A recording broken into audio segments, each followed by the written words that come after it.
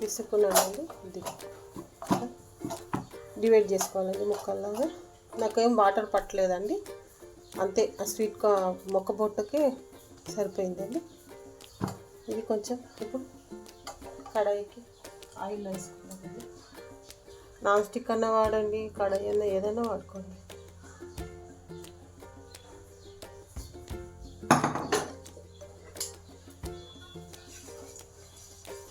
First time కొంచెం oil ఎక్కువ పడుతుంది, తర్వాత ఏం ఆయిల్ పడుతుందండి సెకండ్ టైంకి.